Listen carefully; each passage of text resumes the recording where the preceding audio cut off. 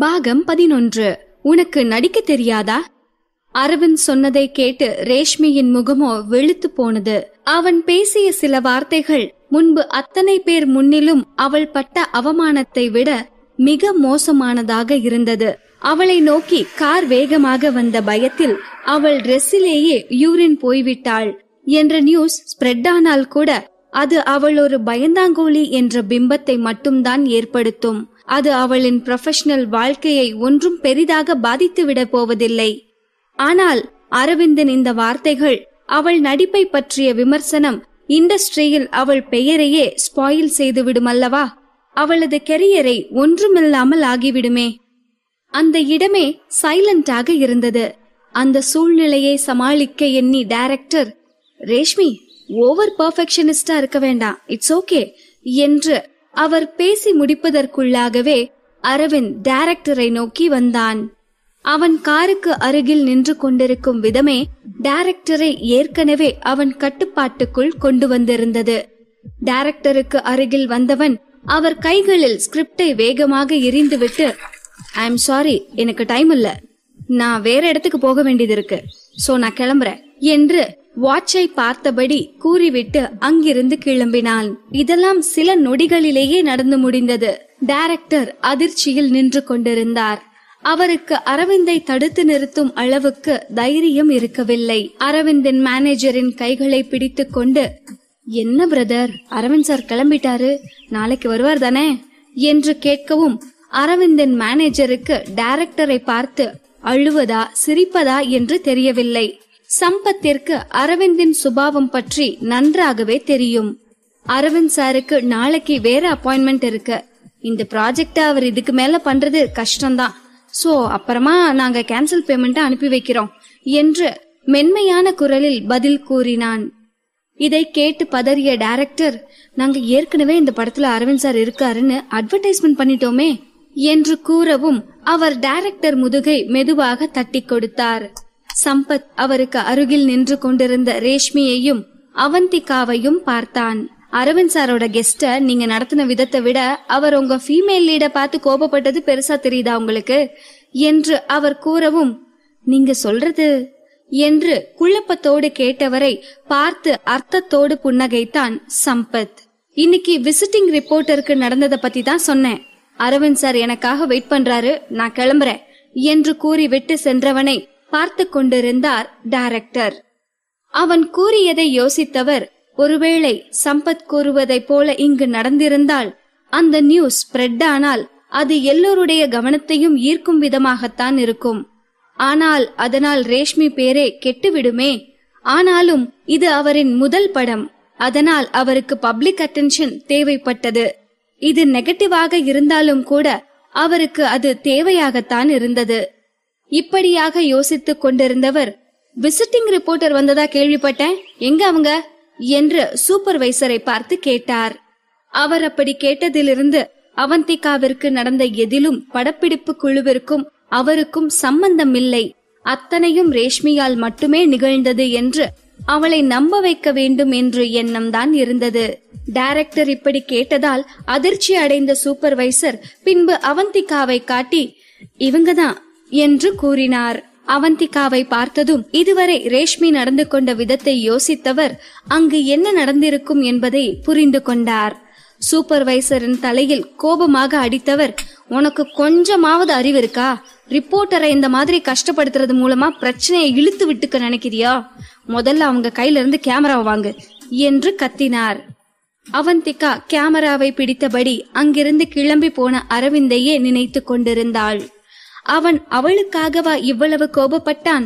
அது அவள் மனதிற்கு மிகவும் இதமாக இருந்தது. மென்மையாக புன்னகைத்தாள். அவன் பார்ப்பதற்கு தான் கரடு முரடாக தெரிகிறான், ஆனால் உண்மையில் அவன் அப்படி அல்ல என்று அவளுக்கு தோன்றியது. அவள் இப்படி நினைத்து கொண்டிருக்கும் போதே அவளை நோக்கி சூப்பர்வைசர் வருவதை பார்த்தாள். அவர் எந்த மனநிலையோடு வருகிறார் என்பது அவர் முகத்தை பார்த்தாலே நன்கு தெரிந்தது. மேடம், இந்த கேமரா ரொம்ப ஹெவியா இருக்கும், பிளீஸ் கீழே வைங்க என்று பணிவோடு கூறினான். அவர்கள் அவளை மரியாதையோடு நடத்தியது அவளுக்கு சந்தோஷத்தை கொடுத்தது. அவள் அங்கிருந்து கிளம்பும் பொழுது காற்றில் மிதப்பது போல உணர்ந்தாள். அவள் பிலிம் செட்டை விட்டு வெளியே வந்தபோது ரோடின் எதிர்ப்புறத்தில் நின்று கொண்டிருந்த கருப்பு நிற காரை பார்த்தாள். காரின் பக்கத்தில் அரவிந்தின் மேனேஜர் சம்பத் நின்று கொண்டிருந்தான். பிலிம் செட்டை விட்டு வெளியே வந்த அவந்திகாவை பார்த்து அவன் கையசைக்கவும் அவளுக்கு குதூகலமாக இருந்தது. காருக்கு பக்கத்தில் நின்று கொண்டிருந்த சம்பத் காருக்குள் அமர்ந்திருந்த அரவிந்தோடு பேசிக் கொண்டிருந்தான். காரின் விண்டோ பாதி மட்டுமே திறந்திருந்தது. சார், எனக்கு இப்பதான் ஒரு விஷயம் புரியுது. உங்களுக்கு ரிப்போர்ட்டர்ஸ்னாலே பொதுவா பிடிக்காதுன்னு நினைச்சேன். ஆனா அது அப்படி இல்ல. நீங்க எல்லா ரிப்போர்ட்டர்ஸ் கிட்டையும் ஹாஷா நடந்துக்கிறது இல்ல. அது அந்த ரிப்போர்ட்டரை பொறுத்ததுதான்னு இப்போ நல்லாவே புரியுது என்று புன்னகைத்தவாறே சம்பத் கூற அதை மறுத்தான் அரவிந்த்.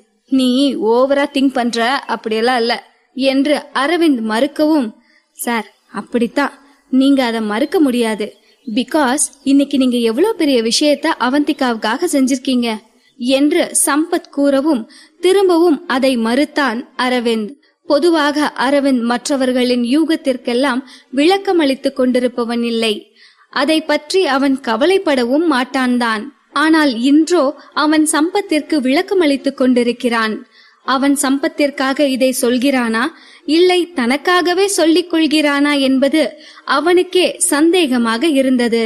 நோ, அந்த அளவுக்கெல்லாம் நான் திங்க் பண்ணல என்று சம்பத்திற்கு பதில் கூறினார். சார், இன்னைக்கு அவந்திகாவை கஷ்டப்படுத்த பல சந்தர்ப்பங்கள் இருந்தும் நீங்க எதையுமே செய்யாம வந்ததுக்கு காரணம் என்ன? பிகாஸ் அது என்று சம்பத் பேசிக் கொண்டிருக்கும் போதே சம்பத்தை கோபமாக அரவிந்த் முறைக்கவும், ஓகே நான் எதுவும் பேசல என்று சம்பத் வாயை மூடிக்கொண்டான். அப்போது பிலிம் செட்டிலிருந்து வெளிவந்த அவந்திகாவை பார்த்து எக்ஸைட்மெண்ட் ஆகி சம்பத் கையசைத்தான். சம்பத் கையசைக்கவும் விண்டோவின் வழியாக எட்டி பார்த்த அரவிந்தின் கண்களில் பிலிம் செட்டை விட்டு வெளியே வந்து கொண்டிருந்த அவந்திகா தென்பட்டாள். சம்பத்தை பார்த்து அவளும் ஆர்வமாக கையசைத்துவிட்டு புன்னகையோடு காரை நோக்கி வந்து கொண்டிருந்தாள். அவள் கண்களில் அத்தனை எக்ஸைட்மெண்ட் தெரிந்தது. அதை பார்த்ததும் அரவிந்தின் மனம் கொஞ்சம் இளக ஆரம்பித்தது. அந்த ரோட்டில் டிராபிக் சிக்னல்ஸ் இல்லாததால் அவந்திகா அவளுக்கு வலது புறமும் இடது புறமும் ஏதாவது வண்டி வருகிறதா என்று ஒரு பார்வை பார்த்துவிட்டு அலட்சியமாக அந்த ரோட்டை கடக்க ஆரம்பித்தாள். அவள் பக்கமாக போன காரை பார்த்ததும் சப்கான்ஷியஸாக புருவத்தை உயர்த்தி அந்த காரை பார்த்தான் அரவிந்த். அவந்திகாவோ ரோட்டை கிராஸ் செய்து காரின் அருகில் ஓடி வந்தாள். ஹாய் சார், உங்க கார் உங்களை மாதிரியே ஸ்மார்ட்டா இருக்கும்னு நான் எதிர்பார்க்கல என்று குஷியாக கூறிக்கொண்டே அவன் அருகில் வந்தாள். அதை கேட்டதும் சம்பத் கொஞ்சம் வெட்கப்பட்டு கொண்டான். சம்பத்தும் நடுத்தர வயதுடைய இளைஞன் என்பதால் அவனும் அவந்திகாவின் புகழ்ச்சி வார்த்தையில் முகம் சிவந்து போனான். நான் ஹேண்ட்ஸம் மேன் தான், என்ன ஒண்ணு அரவிந்த் சார் பக்கத்துல நிக்கிறதால இந்த உலகத்துக்கு என்னோட அழகு தெரியாமலே போயிடுச்சு என்று தலையை கோதியபடி ஸ்டைலாக கூறினான் சம்பத். கவலைப்படாதீங்க, அரவிந்த் சார் ஒரு சிடுமுஞ்சி, ஆனா பாய் ஃப்ரெண்டா இருக்கிறதுக்கு நீங்க தான் சரியான சாய்ஸ் என்று சம்பத்தை ஆறுதல் படுத்தும் விதமாக கேஷுவலாக கூறினாள் அவந்திகா. உடனே சம்பத் ஓர பார்வையால் அரவிந்தின் முகத்தை பார்த்தான். அவனோ கடுப்பாக அமர்ந்திருந்தான். அதை பார்த்த சம்பத் குறும்புத்தனமாக சிரித்து கொண்டே காரின் கதவை திறந்து விட்டபடி கார்ல ஏறுங்க என்று அவளை ரெக்வெஸ்ட் செய்தான். காரில் ஏறியவள் சம்பத்தை பார்த்து, நீங்க அரவிந்த் சாரை விட டிஃபரெண்ட் பர்சன், ரொம்ப கேரிங்கா இருக்கீங்க என்று அவள் பேசிக்கொண்டே எதேச்சையாக திரும்பி பார்க்கும் போதுதான் காருக்குள் கோபமாக உட்கார்ந்திருந்த அரவிந்தை பார்த்தாள். அதற்கு மேல் எதுவும் பேசாமல் வாயை மூடிக்கொண்டு திரும்பி உட்கார்ந்து கொண்டாள். அவன் ஏற்கனவே காருக்குள் உட்கார்ந்திருக்கும் விஷயமே அவளுக்கு அப்பொழுதுதான் தெரிந்தது. அவளுக்கு அப்படியே அங்கிருந்து ஓடிவிடலாம் போல் தோன்றியது. கார் கதவை வேகமாக சாத்திய சம்பத்தின் முகத்தை பார்த்தாள். அவனோ கேலியாக சிரித்து கொண்டிருந்தான். அவந்திகா திகைத்து போயிருந்தாள்.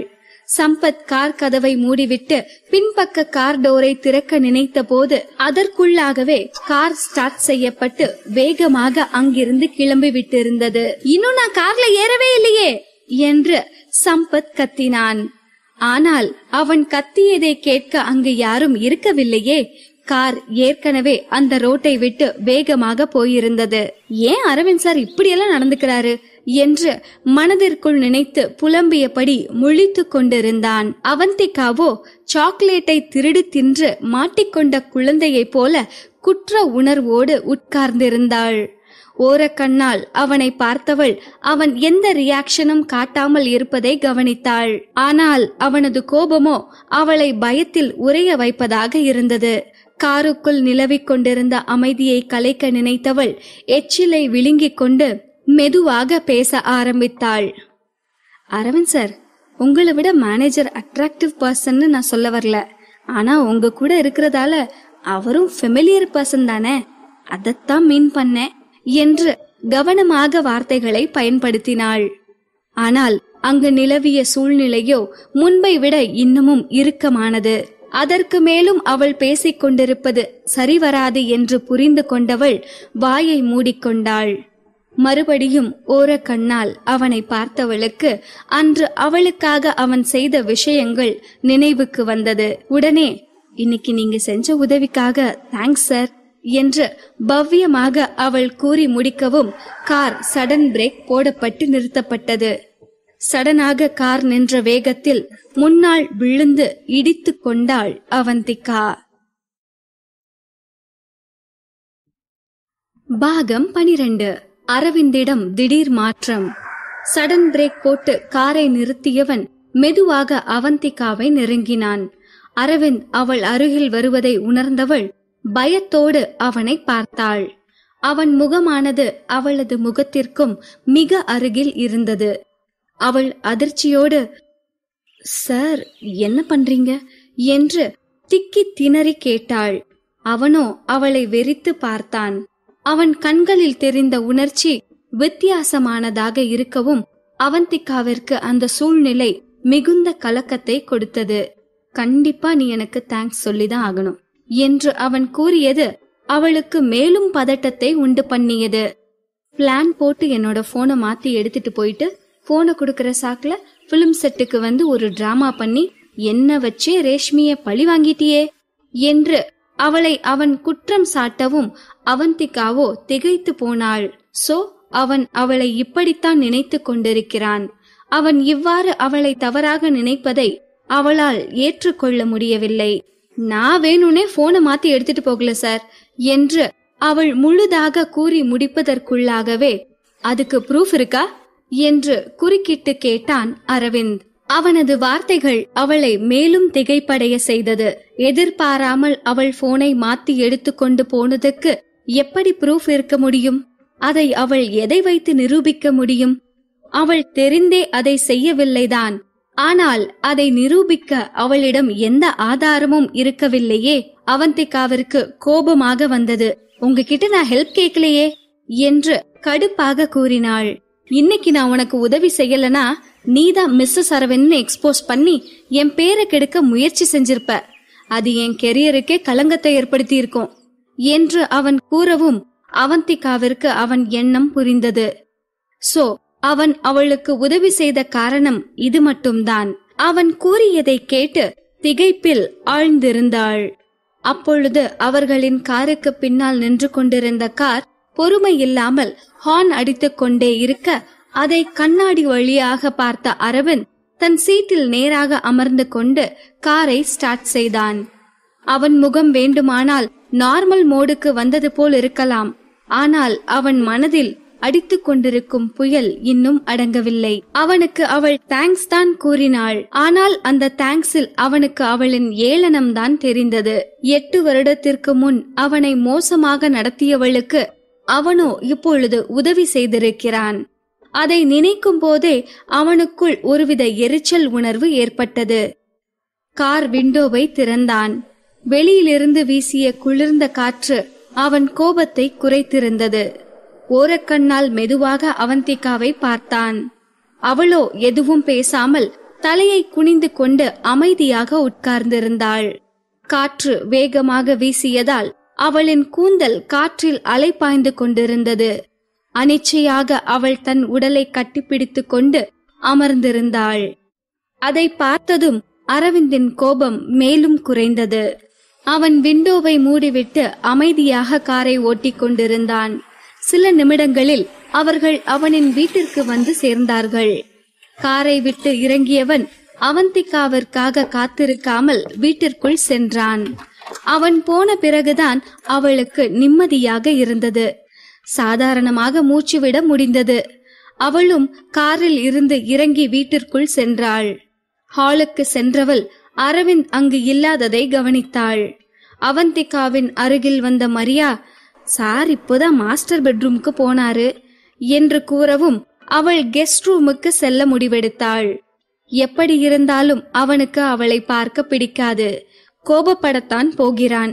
அப்படி இருக்கையில் எதற்கு அவன் முன்னால் போய் நின்று கொண்டு அவனை மேலும் கோபப்படுத்த வேண்டும் என்று நினைத்தாள்.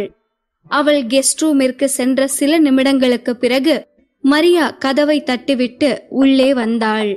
உங்களுக்கு கையில அடிபட்டிருக்குன்னு சார் சொன்னாரு, காயத்துக்கு மருந்து போட சொல்லி என்ன அனுப்பி வச்சாரு என்று கூறவும் அவந்திகாவிற்கு ஆச்சரியமாக இருந்தது. அவள் கையில் ஏற்பட்ட காயத்தை அவன் இன்னும் நினைவு வைத்திருக்கிறானா? அவள் யோசித்துக் கொண்டிருக்கும் போதே தலையை சிலுப்பிக் கொண்டு தன் சிந்தனையை விட்டு வெளியே வந்தாள். ஓவரா திங்க் பண்ணாத அவந்திகா என்று தன் மனதிற்குள் கூறிக்கொண்டாள்.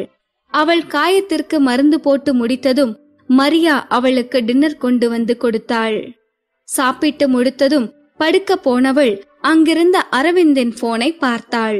இப்பொழுதே அரவிந்தின் ரூமிற்கு சென்று அவன் போனை வைத்துவிட்டு அவளின் போனை எடுத்து கொண்டு வந்து விடலாம் என்று யோசனை செய்தாள். அரவிந்தின் ரூமிற்கு சென்று மெதுவாக கதவை திறந்துவிட்டு உள்ளே எட்டி பார்த்தாள். பாத்ரூமுக்குள் தண்ணீர் சத்தம் கேட்டது.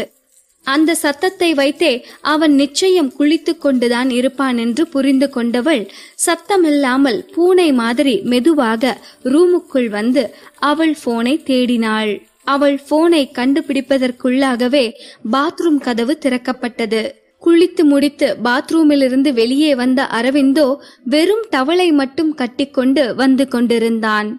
அந்த ரூமில் வெளிச்சம் அவ்வளவாக இல்லாததால் அவளால் அவனது உருவத்தை மட்டுமே பார்க்க முடிந்தது. ஆனால் அரவிந்தோ அவளை அடையாளம் கண்டுவிட்டான். அவள் இந்நேரம் என்ன பண்ணி கொண்டிருக்கிறாள் என்று அரவிந்திற்கு யோசனையாக இருந்தது. அரவிந்த் தன்னை பார்த்து விட்டான் என்று உணர்ந்த அவந்திகாவோ பயத்தில் வெலவெலத்து போய், சார் அது நான் என்று உளற ஆரம்பித்தாள். அவள் கையில் இருந்த போனை சுட்டி காட்டி, உங்க போனை கொடுக்கத்தான் இங்க வந்தேன் என்று ஒரு வழியாக அவள் வந்த காரணத்தை கூறி முடித்தாள். ஆனால் அப்பொழுதும் அவன் எதுவும் பேசாமல் அமைதியாகவே இருந்தான்.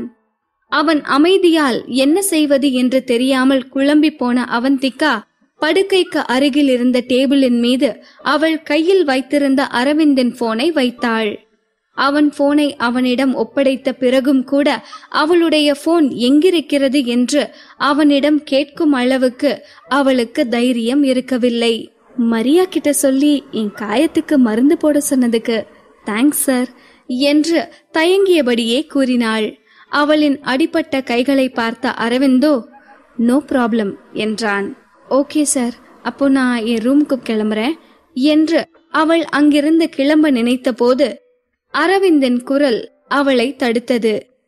கை இன்னும் வலிக்குதா என்று அவன் கேட்கவும், பெருசா வலி இல்ல, டோன்ட் வெரி என்று அவன் கேள்விக்கு வேகமாக பதில் அளித்தாள் அவந்திகா.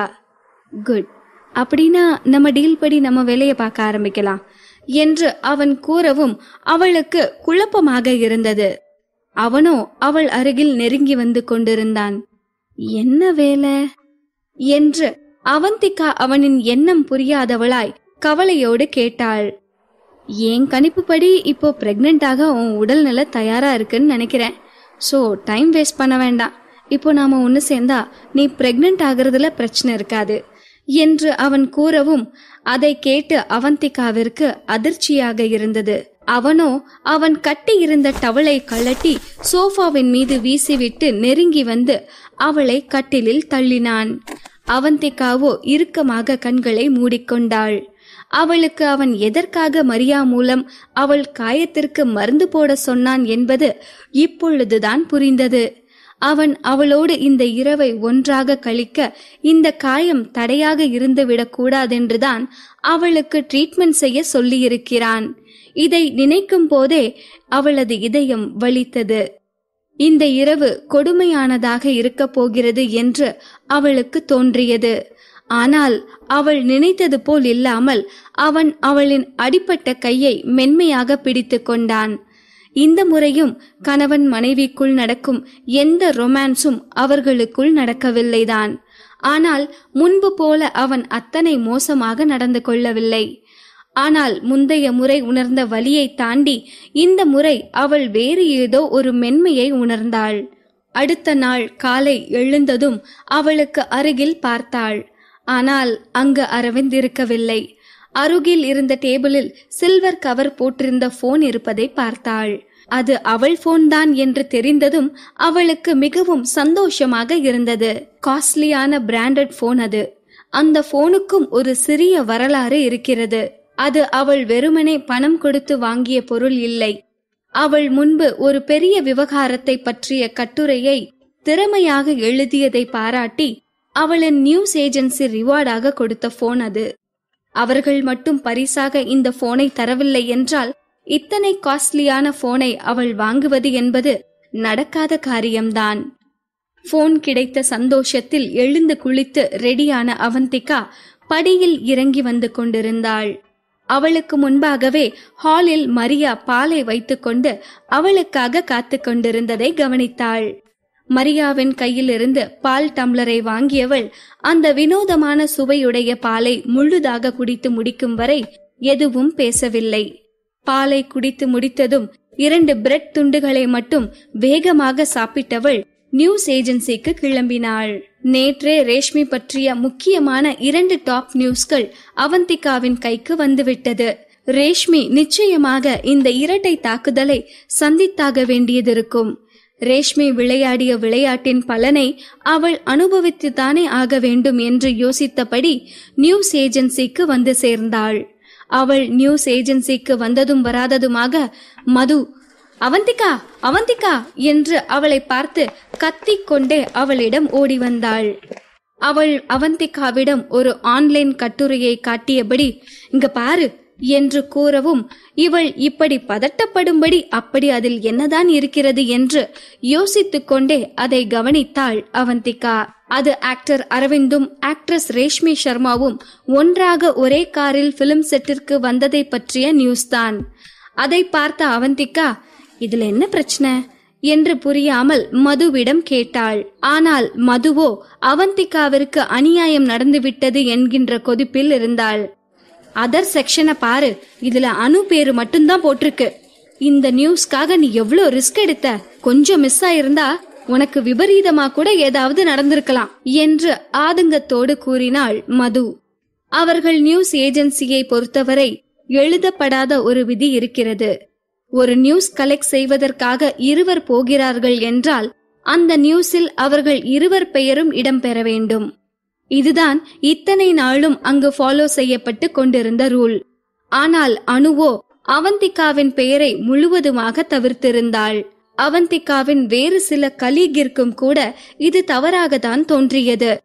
இவர்கள் பேசிக் கொண்டிருப்பது அனுவின் காதிற்கு போகவும் அங்கு வேகமாக வந்த அனு அவர்களிடம் நான் எதுக்கு அவளுக்கு பாதி கிரெடிட் கொடுக்கணும் என்று திமிராக கேட்டாள். அவந்திகாவோ எதுவும் பேசாமல் அமைதியாக நின்று கொண்டிருக்க மதுதான் அவளுக்காக பேசினாள். அவந்திகா மட்டும் அந்த இடத்துல இல்லாம இருந்திருந்தா அரவிந்த் சாரோட கார் அங்க நின்னு இருக்குமா? அவ எவ்வளோ பெரிய ரிஸ்க் எடுத்திருக்கா. ஆனா அத பத்தி கொஞ்சம் கூட யோசிக்காம நீ இப்படியெல்லாம் பேசிட்டு இருக்க.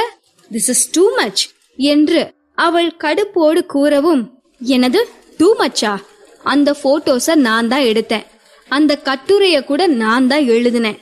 சோ இதோட காப்பிரைட் எனக்கு மட்டும்தான் சொந்தம் என்று உருவத்தை உயர்த்தியபடி கட் அண்ட் ரைட்டாக பேசினாள் அனு. அனுவின் இந்த திமிரால் அவளுக்குத்தான் இழப்பு ஏற்பட போகிறது என்பது பாவம் அவளுக்கு தெரியவில்லை. பாகம் 13. யார் அந்த அம்ரிதா ரோஹன்? அனு அவந்திகாவிற்கு கொடுக்க வேண்டிய கிரெடிட்டை கொடுக்க மறுக்கவும் அங்கிருந்தவர்கள் அனுவின் செயலை கடுமையாக எதிர்த்தனர். அனு, நீ பண்றது ரொம்ப தப்பு. ஃபியூச்சர்ல 2 ரிப்போர்ட்டர் ஒன்னா சேர்ந்து இன்டர்வியூ எடுக்க வேண்டியது வந்தா எப்படி அவங்க எந்த தயக்கமும் இல்லாம வேலை பார்க்க முடியும்? எல்லாருமே தனிப்பட்ட ரைட்ஸுக்காக சண்டை போட ஆரம்பிச்சிடுவாங்களே, இது நியாயமே இல்ல. இப்படியாக அங்கிருந்தவர்கள் அனுவை பிளேம் செய்து கொண்டிருக்க அனுவின் கோபம் எல்லையை கடந்தது. ஹே, இத்தனை பேருக்கு நான் செஞ்சது தப்புன்னு படுதுன்னா நீங்க எல்லாரும் தாராளமா இத பத்தி சீஃப் எடிட்டர் கிட்ட போய் கம்ப்ளைண்ட் பண்ணலாம், எனக்கு ஒன்னும் ப்ராப்ளம் இல்ல என்று காட்டமாக கூறினாள். அந்த சமயத்தில் அங்கு வந்த சீஃப் எடிட்டர் ரேகா, எதை பத்தி ஆர்கியூ பண்ணிட்டு இருக்கீங்க, ஏதாவது ப்ராப்ளமா என்று கேட்கவும், ஏன் இந்த ஆர்டிக்கல்ல மட்டும் இப்படி ஒரு விஷயம் நடந்திருக்கு, எதனால இதோட கிரெடிட்ட அவந்திகாவுக்கு கொடுக்கல என்று அங்கிருந்த ஸ்டாஃப் ஒருவள் தன் எண்ணத்தை தைரியமாக பேசினாள். எதுக்கு இந்த கிரெடிட்ட அவந்திகாவுக்கு கொடுக்கணும் என்று கோபமாக கேட்டாள் ரேகா. இன்டர்வியூவுக்கு அவந்திகாவும் அனுவும் ஒன்னாதான் போனாங்க என்று ஒருத்தி கூற, எக்ஸாக்ட்லி, நம்ம ஆபீஸ் ரூல்ஸ் படி அவந்திகாவுக்கும் இதோட கிரெடிட் கிடைக்கணும் என்று மது ரூல்ஸ் பேசவும் சீஃப் எடிட்டர் அவளின் வார்த்தையை முழுதாக மறுத்தார். ரூல்ஸா? எந்த ரூல்ஸ் அவந்திகாவிற்கு கிரெடிட் கொடுக்கணும்னு மென்ஷன் பண்ணுது என்று ரேகா கேட்கவும் அவளின் நியாயமற்ற வார்த்தைகளை கேட்ட அத்தனை பேரும் பேச்சற்று நின்றனர். ரேகா கூறியதை கேட்டு கடுப்பான மது எதையோ பேச ஆரம்பிக்கவும் அவள் கைகளை பிடித்து தடுத்து நிறுத்தினாள் அவந்திகா. நீங்க சொல்றது படி பார்த்தா என்னோட ஆர்டிகல்ஸ்ல அனுவுக்கு கிரெடிட் கொடுக்க வேண்டிய தேவை இருக்காது, அப்படித்தானே என்று எடிட்டர் ரேகாவை பார்த்து அவந்திகா அர்த்தத்தோடு கேட்டாள். ஓஹோ, அப்படின்னா வேற ஒரு முக்கியமான நியூஸ வச்சிருக்கியா? அப்ப முதல்ல அது என்னன்னு சொல்லு, அப்புறம் அது வர்த்தா இல்லையான்னு பார்க்கலாம் என்று அனு நக்கலாக பேசினாள். அங்கிருந்த அனைவருக்குமே தெரியும், ஒரு நியூஸ் ட்ரெண்டிங் ஆக வேண்டும் என்றால் அந்த நியூஸ் புது இன்ஃபர்மேஷனாக இருந்தால் மட்டுமே சாத்தியம். நேற்று அவந்திகா பிலிம் செட்டிற்குள் வெற்றிகரமாக போயிருந்தாலும் அவளுக்கு முக்கியமான நியூஸ் ஏதாவது கிடைத்திருந்தால் அதை உடனடியாக நேற்றே சப்மிட் செய்திருப்பாள். அதனால் அவள் கையில் எந்த நியூஸும் இல்லை என்றுதான் ரேகாவும் அனுவும் நினைத்தார்கள். ஓகே, ஒருவேளை உன்கிட்ட முக்கியமான நியூஸ் ஏதாவது இருந்தா நீ அதுக்கான கிரெடிட்ட அனுவுக்கு கொடுக்க வேண்டியதில்லை என்று ரேகா சிரித்தபடி நக்கலாக கூறினாள். அவந்திகாவிடம் அதிர்ஷ்டகரமான ஒரு பெரிய நியூஸ் மாட்டி இருக்கிறது என்பதை ரேகா யோசித்து கூட பார்க்கவில்லை. அவர்கள் எதிர்பார்க்காத விதமாக உடனடியாக பதிலளித்தாள் அவந்திகா. அப்போ ஓகே, நான் ஆர்டிக்கலை முடிச்சுட்டு உங்களுக்கு சென்ட் பண்றேன் என்று கூறிவிட்டு ஹாப்பியாக உட்கார்ந்து வேலை பார்க்க ஆரம்பித்து விட்டாள். அவள் ரேஷ்மியை பற்றி வைத்திருக்கும் பெரிய நியூஸின் கிரெடிட்டை யாரோடும் பகிர்ந்து கொள்ள விரும்பவில்லை. அந்த விதத்தில் அவள் நினைத்தது நடந்துவிட்டது. இந்த நியூஸில் இருந்து அனு தானாகவே விலகிவிட்டாள். எல்லாம் கடவுள் செயல். சீஃப் எடிட்டர் ரூமில் இருந்த அனு அந்த ரூமின் ஜன்னல் வழியாக அவந்திகாவை பார்த்தாள். அவந்திகாவோ எதையோ சீரியஸாக டைப் செய்து கொண்டிருந்தாள்.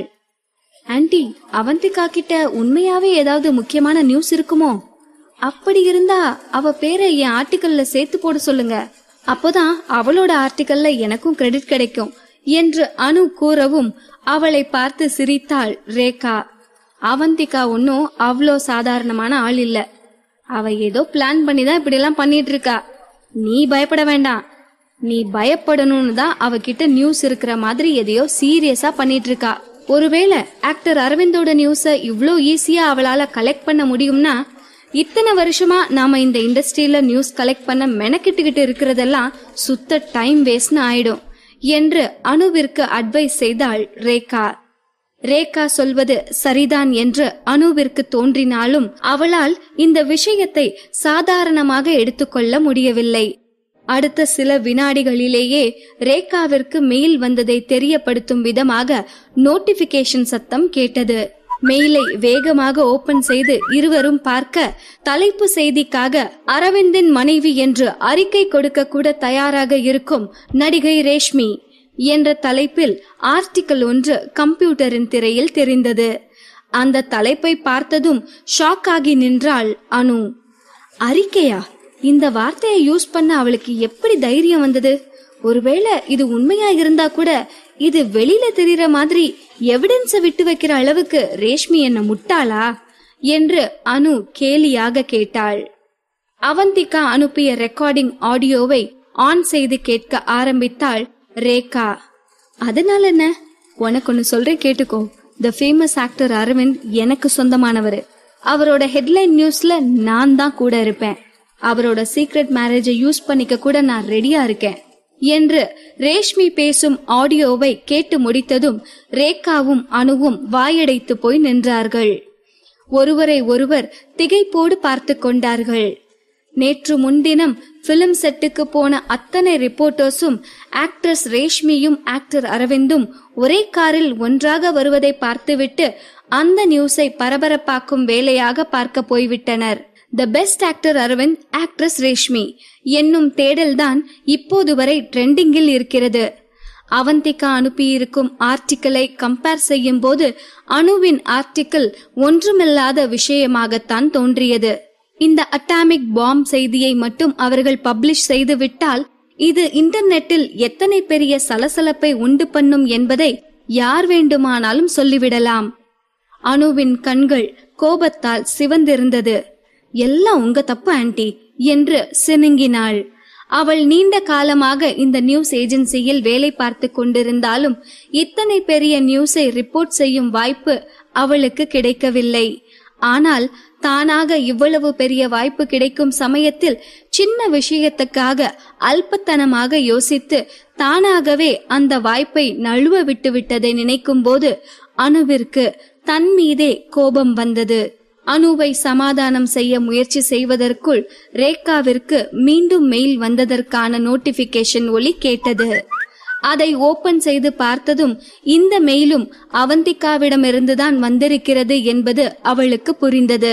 பெஸ்ட் ஆக்டர் அரவிந்த் கெஸ்ட் அப்பியரன்ஸாக நடிப்பதை மறுத்துவிட்டார். அதற்கு காரணம் அந்த படத்தின் ஃபீமேல் ஸ்டாரின் மோசமான நடிப்பு திறன்தான்.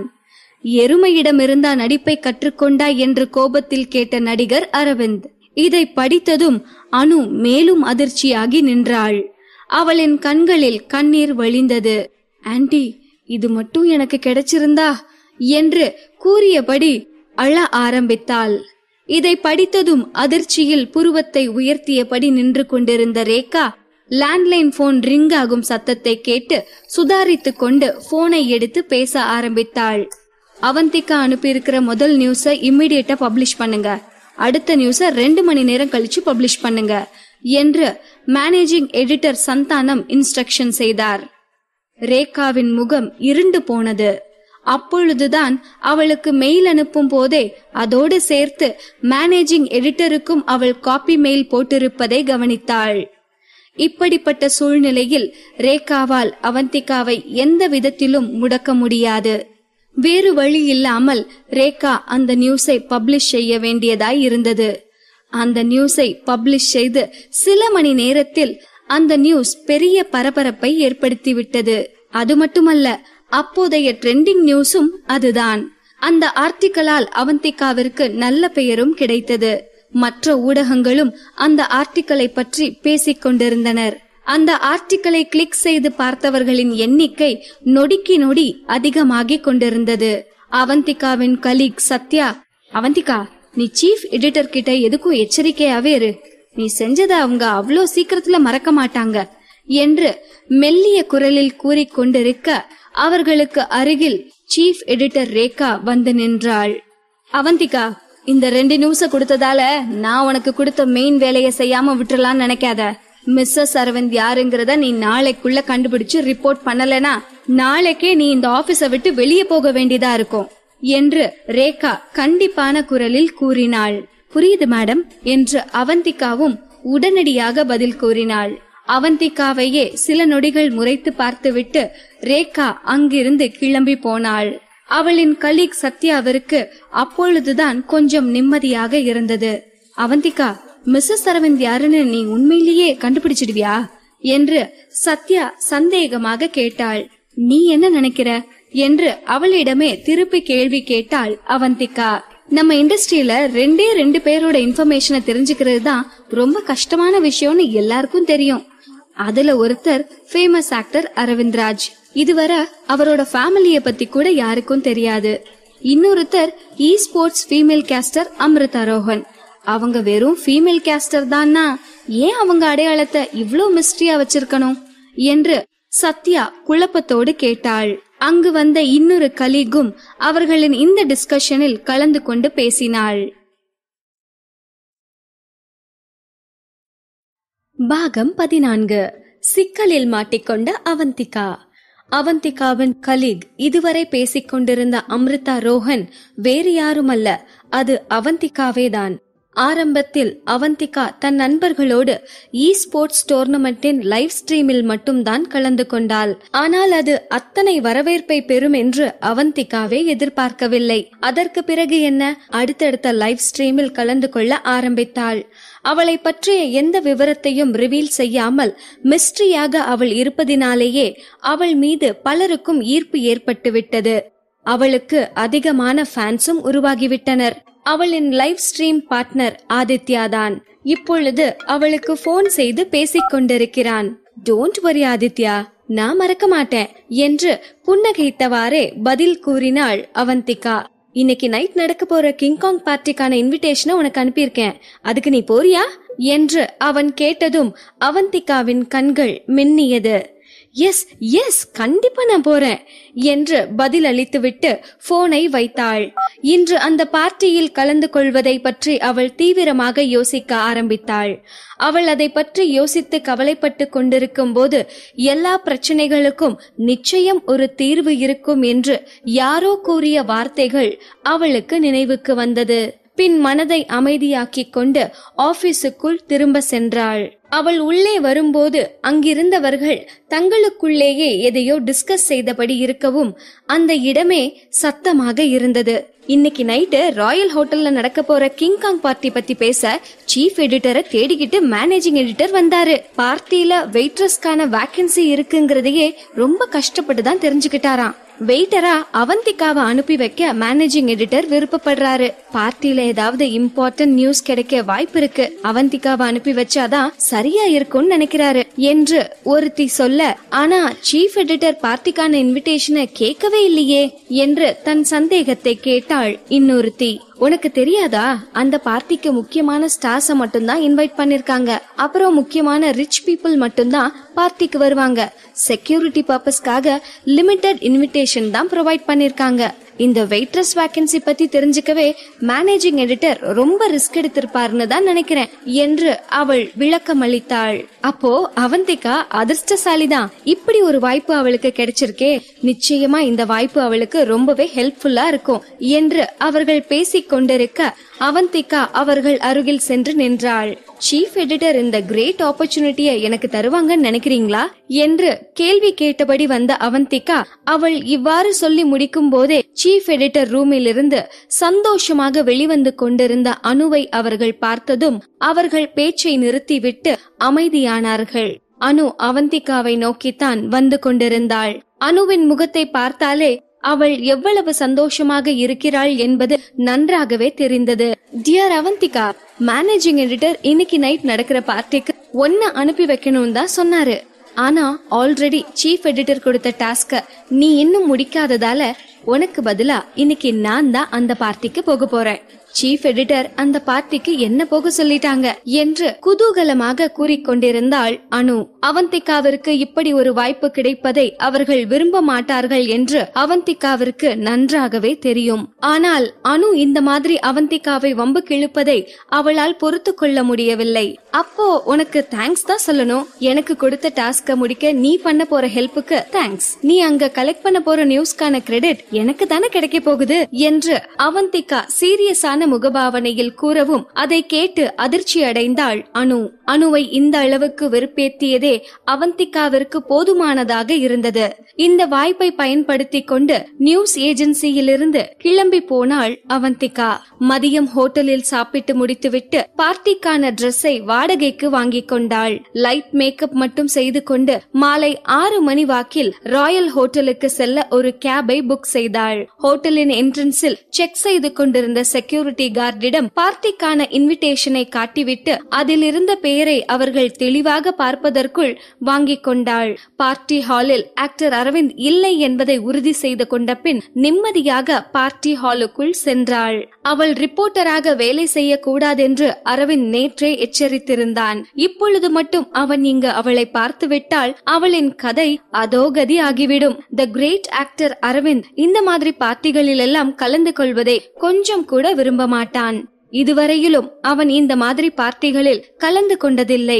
அதனால் இந்த பார்ட்டிக்கு அவன் வரப்போவதில்லை என்று உறுதியாக நம்பினாள் அவந்திகா. அவள் கூல் ட்ரிங்க்ஸை ஒரு சிப் குடித்து கொண்டிருக்கும் போது பார்ட்டி ஹாலின் என்ட்ரன்ஸில் சலசலப்பு ஏற்பட்டது. அப்படி அங்கு யார்தான் வருகிறார் என்று அவள் திரும்பி பார்க்கையில் அங்கு வந்து கொண்டிருந்தது வேறு யாரும் அல்ல, தி கிரேட் ஆக்டர் அரவிந்த் தான்.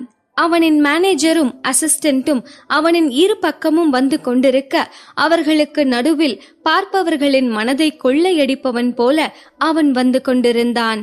கருப்பு நிற சூட்டில் டிப் டாப்பாக வந்து கொண்டிருந்த அவனின் ஒவ்வொரு அசைவும் அத்தனை நேர்த்தியாக இருந்தது. எத்தனை அழகான ஆண்களும் பெண்களும் அங்கு இருந்தாலும் அவன் வந்ததும் அத்தனை பேரின் பார்வையும் கவனமும் அவன் மீதுதான் பதிந்திருந்தது. அவன் பார்ட்டி ஹாலுக்குள் வந்து கொண்டிருந்த போது திடீரென்று எதையோ உணர்ந்தவன் போல் அவந்திகா நின்று கொண்டிருந்த திசையை பார்த்தபடி நின்று விட்டான். அரவிந்த் பார்ப்பதை உணர்ந்த அவந்திகா அவன் அவளை பார்ப்பதற்கு முன் அங்கு கோபுரம் மாதிரி அடுக்கி வைத்திருந்த கிளாஸ் டவருக்கு பின்னால் மறைந்து நின்று கொண்டாள். அவளின் இதயம் வேகமாக துடிக்க ஆரம்பித்தது. அவன் எதற்காக இந்த பார்ட்டிக்கு வந்தான் என்று அவனை மனதிற்குள் திட்டிக் கொண்டாள். அவன் சடனாக எதற்கு நின்றான்? ஒருவேளை அவள் அங்கு இருப்பதை கவனித்திருப்பானோ என்று அவந்திகாவிற்கு சந்தேகமாக இருந்தது. அவள் அப்படி நினைத்து கொண்டிருக்கும் போதே அரவிந்த் அவள் நின்று கொண்டிருக்கும் திசையை நோக்கி வந்து கொண்டிருந்தான். அதை பார்த்ததும் அவளுக்கு தூக்கி வாரி போட்டது. அதிர்ச்சியில் சிலை போல நின்றாள். அவள் அவன் பார்வையில் படாமல் ஒளிந்து கொள்ள வேண்டுமே என்று அவளுக்கு இடதுபுறமும் வலதுபுறமும் சுற்றி பார்த்தாள். ஆனால் அவள் ஒளிந்து கொள்ள தோதாக எந்த பொருளும் அங்கு இல்லை. வேறு வழி இல்லாமல் கேம்பைன் டவர் வைக்கப்பட்டிருந்த டேபிளுக்கு அடியில் ஒளிந்து கொண்டாள். அந்த டேபிள் நேர்த்தியான ரெட் கலர் டேபிள் கிளாத்தால் கவர் செய்யப்பட்டிருந்தது. அந்த டேபிள் கிளாத் பெரிதாக இருந்ததால் அதற்குள் அவந்திகா முழுதாக மறைந்து கொண்டாள். அவள் டேபிளுக்கு அடியில் ஒளிந்து கொண்டிருக்கும் போது டைரக்டர் அருள் அரவிந்திடம் பேசிக் கொண்டிருப்பது அவளுக்கு கேட்டது. அரவிந்த் சார், இன்னைக்கு நடக்கிற செலிப்ரேஷன் பார்ட்டிக்கு நீங்க வந்தது எங்களுக்கு ரொம்ப சந்தோஷமா இருக்கு என்று அவர் கூறவும் அரவிந்த் அவருக்கு பதில் கூறினான். அவனின் குரல் கேட்பதற்கு அத்தனை மென்மையாகவும் இனிமையாகவும் இருந்தது. வழக்கமாகவே அவன் குரலை கேட்பவர்கள் கிறங்கித்தான் போவார்கள். அந்த இக்கட்டான நேரத்திலும் அவந்திகா அவன் குரலை ரசித்து கேட்டு கொண்டிருந்தாள். இந்த பார்ட்டி டைரக்டர் அருள் சாரோட படத்துக்கான செலிப்ரேஷனும் தானே, சோ நான் வந்துதானே ஆகணும் என்று இனிமையான குரலில் கூறினான் அரவிந்த். இதை கேட்டதும் அவள் கன்னத்தில் அவளே அரைந்து கொள்ள வேண்டும் என்று அவளுக்கு தோன்றியது. அவள் எப்படி இதை மறந்தாள்? அரவிந்த் பிலிம் இண்டஸ்ட்ரிக்கு வந்த ஆரம்ப காலத்தில் அவன் டைரக்டர் அருள் படத்தில்தான் முதலில் ஹீரோவாக நடித்தான். அதனால் அவனுக்கு டைரக்டர் அருள் மீது எப்பொழுதும் ஒரு தனி மரியாதை உண்டு. அதனால் அரவிந்த் இந்த பார்ட்டிக்கு வந்திருப்பதில் ஆச்சரியமில்லைதான். ஆனாலும் அவந்திகா இதை யோசிக்காமல் பெரிய சிக்கலில் அல்லவா மாட்டிக்கொண்டிருக்கிறாள். இப்பொழுது இதை யோசித்து என்ன செய்வது? இங்கிருந்து எப்படியாவது தப்பிக்க வேண்டுமே என்று அவள் தவித்துக் கொண்டிருந்தாள். கண்களை உருட்டி உருட்டி பார்த்து கொண்டிருந்தாள். அவள் ஒளிந்து கொண்டிருந்த டேபிள் நீளமாகவே இருந்தது. அதன் மறுமுனையை பார்த்தாள். இங்கிருந்து டேபிளின் அந்த எண்டிற்கு போய்விட்டால் போதும், அரவிந்த் கண்ணிலிருந்து மாட்டாமல் தப்பித்துக் கொள்ளலாம் என்று அவளுக்கு தோன்றியது.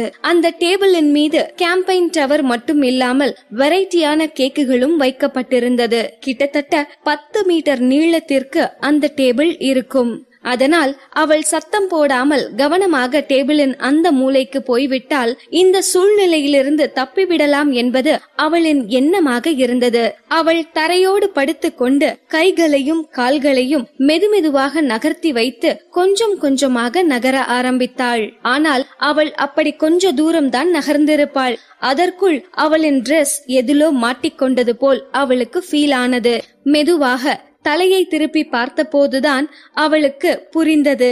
அழகான ரெட் கலர் லாங் பார்ட்டி டிரெஸ்ஸை தான் அவந்திகா பார்ட்டிக்கு போட்டு கொண்டு வந்திருந்தாள்.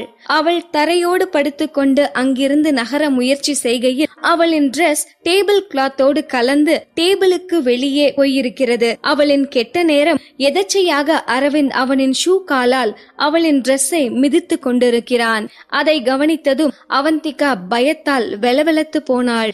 மெதுவாக அவன் காலிற்கு கீழே மாட்டிக்கொண்டிருக்கும் அவளின் டிரெஸ்ஸை இழுத்து பார்த்தாள். ஆனால் அது அவ்வளவு சுலபமாக வர மறுத்தது. ஒருவேளை அவள் வேகமாக இழுத்து விட்டால் அரவிந்த் அதை உணர்ந்து கொள்வான். ஏதோ வினோதமாக இருப்பதாக அவன் உணர்ந்து விட்டால் நிச்சயமாக அவன் அவளை கண்டுபிடித்து விடுவான். அதனால் இருமுறை மட்டும் மெதுவாக இழுத்து பார்த்தாள். ஆனால் அவன் காலுக்கு அடியில் மாட்டிக்கொண்ட அவளின் டிரெஸ் வரவே இல்லை. அதற்கு மேல் ரிஸ்க் எடுக்க தைரியம் இல்லாமல் அப்படியே சோர்ந்து போய் படுத்து விட்டாள். அவள் காலையில் வீட்டை விட்டு கிளம்பும் போது அவளுக்கு இன்று நாள் எப்படி இருக்கும் என்று ராசி பலனை பார்க்காமலே வந்துவிட்டதாலோ என்னவோ இந்த நாள் அவளை பாடாய் படுத்திக் கொண்டிருக்கிறது. டைரக்டர் அருளோ இன்னமும் அரவிந்தோடு பேசிக் கொண்டிருந்தார். அடுத்த 2 வருஷத்துக்கான ஷெட்யூல் ரெடி பண்ணிட்டீங்க போல. ஏன் நீங்க வருஷத்துக்கு ஒரு படம் மட்டும் பண்றீங்க? அதுக்கு மேல அக்செப்ட் பண்றது இல்ல. வருஷத்துக்கு ஒரு படங்கிறது ரொம்ப கம்மி இல்லையா என்று டைரக்டர் கேட்கவும் அரவிந்த் பொறுமையாக பதில் கூறினான். கம்மிதான், இருந்தாலும் எனக்குன்னு நான் டைம் ஸ்பெண்ட் பண்ணணும் இல்லையா என்று அவன் பதில் கூறியதும் சரிதான் என்று அவன் பதிலை ஏற்றுக்கொண்டார் டைரக்டர். இவர்கள் இன்னுமா பேசி முடிக்கவில்லை என்று அவந்திகாவிற்கு கடுப்பாக இருந்தது. அவர்கள் ஏற்கனவே அரை மணி நேரமாக பேசிக் கொண்டிருக்கிறார்கள். அதுவரை அவளும் படுத்த வாக்கிலே டேபிளுக்கு அடியில் கிடக்கிறாள். அவளின் கால் கூட மரத்து போய்விட்டது. ஆனால் அவர்கள் பேசுவதை இன்னும் நிறுத்தவில்லை. கடவுளே என்னை காப்பாத்து என்று மனமாற கடவுளை வேண்டிக் கொண்டாள். அவள் வேண்டுதலை யாரோ கேட்டிருக்க வேண்டும். அடுத்த சில நொடிகளிலேயே ஒருவர் வந்து, அரவிந்த், உங்களை இங்க பாப்பேன்னு நினைச்சு கூட பார்க்கல என்று ஆச்சரியமாக அரவிந்தை பார்த்து கேட்கவும் அவரை பார்ப்பதற்காக அரவிந்த் திரும்பிய போது ஒரு வழியாக அவளின் டிரெஸ்ஸில் இருந்து அவனின் காலை எடுத்துக்கொண்டான். அவந்திகாவிற்கு சந்தோஷமாக இருந்தது. வேகமாக அவளின் டிரெஸ்ஸை உள்ளே இழுத்து கொண்டு அங்கிருந்து நகர ஆரம்பித்தாள். அவள் வாழ்நாளில் இத்தனை சுறுசுறுப்பாக என்றைக்குமே செயல்பட்டது கிடையாது. பூனை மாதிரி திருட்டுத்தனமாகவும் அதே நேரத்தில் வேகமாகவும் நகர ஆரம்பித்தாள். அந்த டேபிளின் அடுத்த முனைக்கு வந்து சேர்ந்தவள் மெதுவாக டேபிள் கிளாத்தை விலக்கி சுற்றியும் நோட்டமிட்டாள். அங்கு யாரும் அவளை கவனிக்கவில்லை என்பதை உறுதி செய்து கொண்ட பின் மெதுவாக டேபிளின் அடியிலிருந்து வெளியே வந்து எழுந்து நின்றாள். எழுந்து நின்ற உடனேயே அரவிந்தை திரும்பி பார்த்தாள். அவனோ அவளுக்கு எதிர் திசையில் திரும்பியபடி பேசிக் கொண்டிருந்தான். அவள் அப்பாடா என்று நிம்மதியாக உணர்வதற்கு முன்பே அவள் பின்புறத்திலிருந்து யாரோ ஆச்சரியமாக அவளை கூப்பிடும் குரல் கேட்டது. அவந்திகா, நீயா? அந்த குரலை கேட்டதும் பதட்டத்தில் அவந்திகா திரும்பி பார்த்தபோது அங்கு அனு வெயிட்ரஸ் டிரெஸ்ஸோடு கையில் ட்ரிங்க்ஸ் ட்ரேயை வைத்துக் கொண்டு ஆச்சரியமாக அவந்திகாவை பார்த்தபடி நின்று கொண்டிருந்தாள். அவந்திகா அவளை சமாளிப்பதற்குள், நீ எதுக்கு இங்க வந்த என்று சத்தமாக கத்தி கேட்டாள் அனு. அவளின் குரல் சத்தமாக ஒலித்ததால் அங்கிருந்தவர்கள் அத்தனை பேரும் அந்த சத்தம் வந்த திசையை நோக்கி பார்க்க ஆரம்பித்தனர். அனு கத்தியதும் பயத்தில் அவந்திகாவின் இதயம் துடிக்கவே மறந்துவிட்டது போல் அவளுக்கு தோன்றியது. அதே சமயம் அவந்திகாவிற்கு பின்னால் நின்று கொண்டு அவளையே முறைத்து பார்த்து கொண்டிருக்கும் அரவிந்தின் பார்வையை திரும்பி பார்க்காமலேயே அவந்திகாவால் உணர முடிந்தது. இந்நேரம் அரவிந்த் அவளை பார்த்திருப்பான் என்பது அவளுக்கு நன்றாகவே தெரியும். இனி என்ன நடக்க போகிறதோ, எப்படி இந்த சூழ்நிலையை சமாளிக்க போகிறேனோ என்று அவள் மனம் குழப்பத்திலும் பயத்திலும் பதறிக்கொண்டிருந்தது. பாகம் 15. அவந்திகா ரிப்போர்ட்டரா? அவந்திகாவை பார்த்து அனு கத்தவும் பார்ட்டியில் இருந்தவர்களின் கவனம் அவந்திகா பக்கமாக திரும்பியது. அரவிந்த் வேறு அங்குதான் இருக்கிறான். கொஞ்சம் கூட சந்தர்ப்ப சூழ்நிலை பற்றி யோசிக்காமல் முட்டாள்தனமாக நடந்து கொள்ளும் அனுவை அப்படியே கன்னத்தில் ஓங்கி 4 அறை விட வேண்டும் என்று அவந்திகாவிற்கு தோன்றியது. இவள் ஏன் இத்தனை முட்டாளாக இருக்கிறாள்? அனு இப்படி நடந்து கொள்வதற்கு காரணம் அனுவின் கிரெடிட்டை அவந்திகா பறித்துவிட போகிறாளோ என்கிற பயமாகத்தான் இருக்கும். ஆனால் அவர்களை சுற்றி எத்தனை ஸ்டார்கள் நின்று கொண்டிருக்கிறார்கள். இப்படிப்பட்ட சூழ்நிலையிலும் கூட அவரவர் வேலையை அவரவர் பார்க்கலாம் என்று அனுவிற்கு எப்படி தோன்றாமல் போனது? அவந்திகா திரும்பி பார்க்காமல் இருந்தாலும் கூட அரவிந்த் இந்நேரம் எப்படி அவளை முறைத்து கொண்டு நின்று கொண்டிருப்பான் என்பதை அவந்திகாவால் நன்கு உணர முடிந்தது. அவனுக்கு பத்திரிகையாளர்களை கண்டாலே பிடிக்காது. முக்கியமாக ஒரு நியூஸை கண்டுபிடிக்க எந்த மாதிரியான வாய்ப்பு கிடைத்தாலும் விடாமல் அதை பயன்படுத்திக் கொள்ளும் ரிப்போர்ட்டரின் குணம் அவனுக்கு சுத்தமாக பிடிக்காது. அவந்திகாவின் செயலால் நிச்சயமாக அவன் நிறையவே ஏமாற்றம் அடைந்திருப்பான் என்று அவளுக்கு தோன்றியது. ஆனால் அரவிந்த் இதற்கு முன் எப்பொழுதுமே அவள் மீது நம்பிக்கை வைத்தது கிடையாதே. இருந்தாலும் முன்பை காட்டிலும் அவளை இன்னும் அதிகமாக வெறுக்க ஆரம்பித்திருப்பான் என்று வேண்டுமானால் சொல்லலாம். இருந்தாலும் இப்போதைக்கு மற்றதை யோசிக்காமல் அவந்திகா முன்னே நின்று கொண்டிருக்கும் இந்த பிரச்சனையை எப்படி சால்வ் செய்வது என்று யோசிப்பதுதான் அவளுக்கு முக்கியமாக பட்டது. அவள் அனுவை நிமிர்ந்து பார்த்து அவளின் தோளில் கையை போட்டுக் கொண்டாள். என்ன அனு, எப்படி இருக்க? உன்னை பார்த்து எவ்வளவு நாள் ஆச்சு. இந்த ஹோட்டல்ல தான் வெயிட்டரா வேலை பாக்குறியா என்று அவந்திகா சாதாரணமாக நலம் விசாரித்தாள். அவந்திகா பேசியதை கேட்டு அனு முகம் சுளித்தாள். அதற்கு என்ன பதில் சொல்வது என்று அவள் யோசித்துக் கொண்டிருக்கும் போதே அவளை சுற்றி இருந்தவர்களுக்கு கேட்காதவாறு அனுவிற்கு மட்டும் கேட்கும்படி மெல்லிய குரலில் பேசினாள் அவந்திகா. இங்கு பாரு அனு, நான் சொல்றத கவனமா கேளு. இப்போ சத்தம் போட்டு சீன் கிரியேட் பண்ண மட்டும் நீ நினைச்ச, நீ வெயிட்டர் இல்ல ரிப்போர்ட்டர்னு எல்லார்கிட்டையும் நான் சொல்லிடுவேன் என்று அவந்திகா மிரட்டவும் கோபத்தில் உதட்டை கடித்து கொண்டாள் அனு.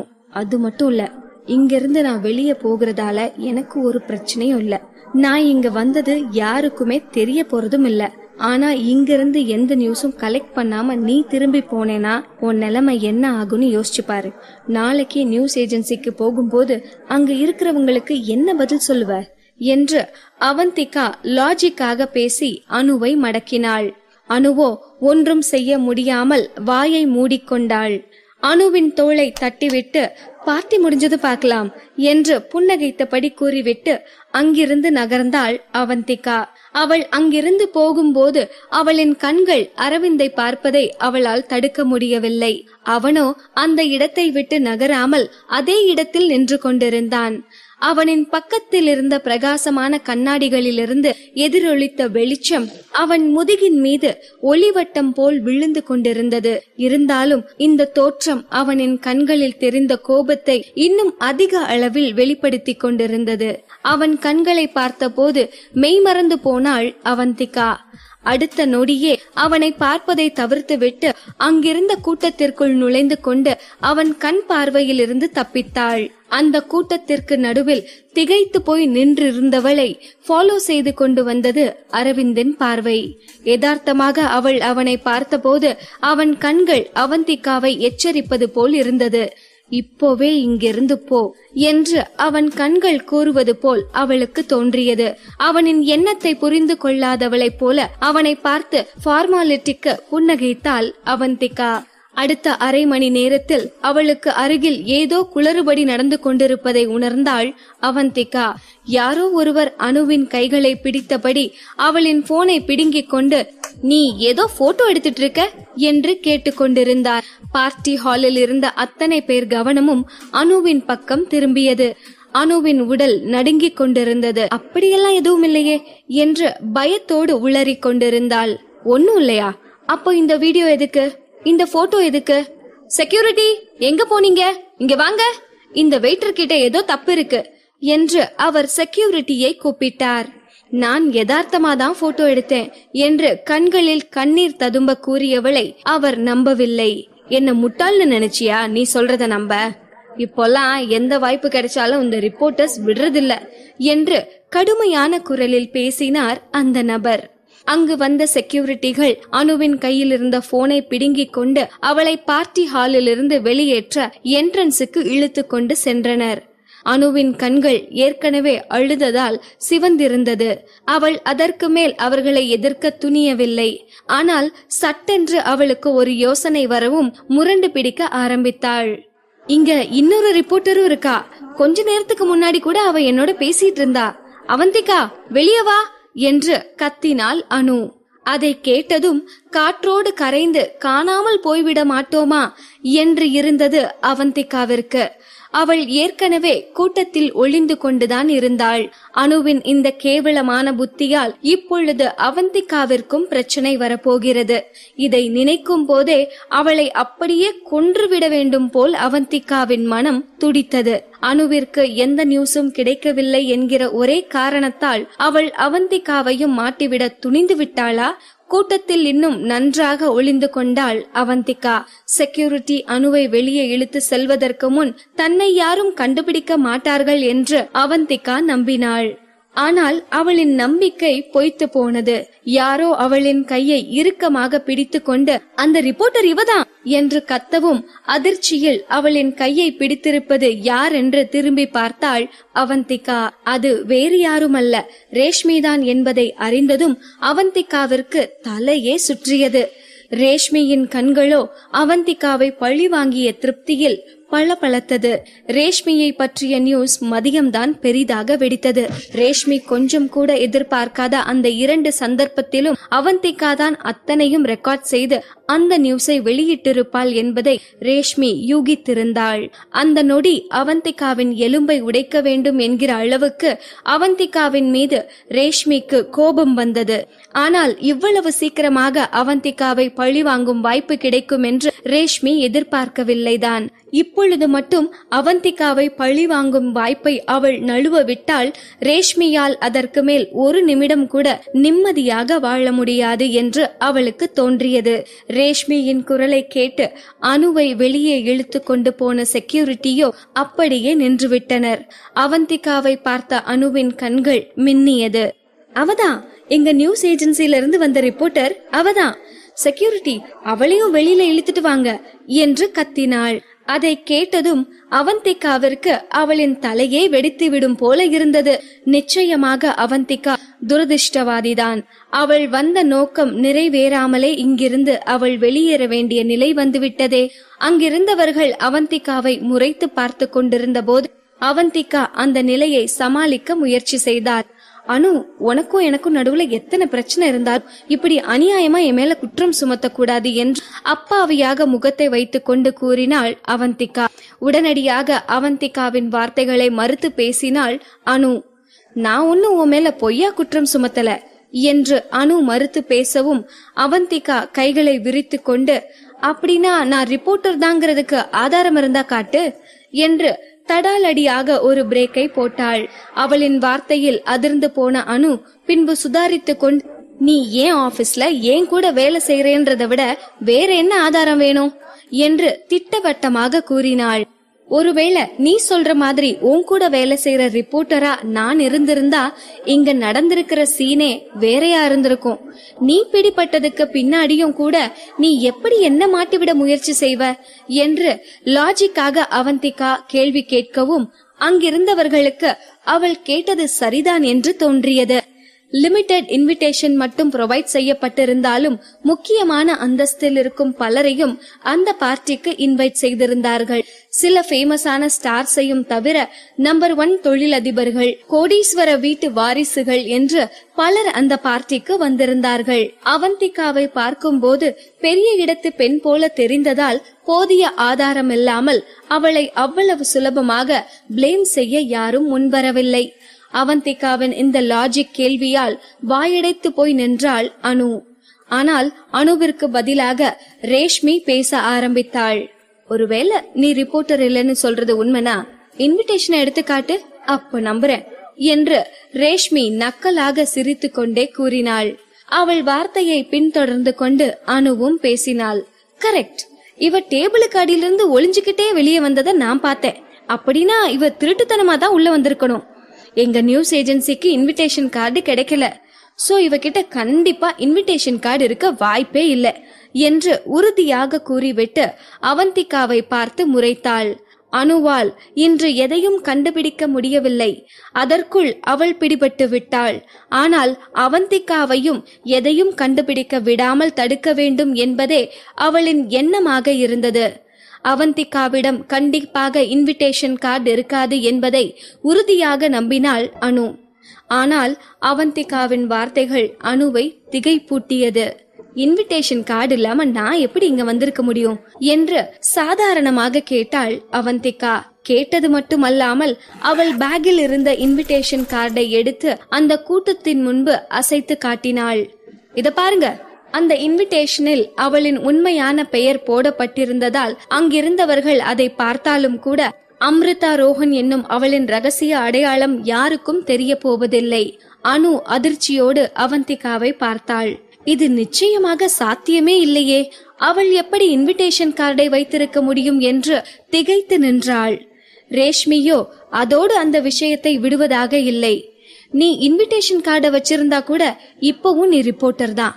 இதுக்கு முன்னாடியே ஷூட்டிங் ஸ்பாட்ல வச்சு உன்னை பாத்திருக்கேன். என்ன பத்தி தப்பா நியூஸ் வர காரணமும் நீதான் என்று அவள் கடுப்பாக கூறவும் அவளின் வார்த்தைகள் அங்கிருந்தவர்களை மேலும் குழப்பியது.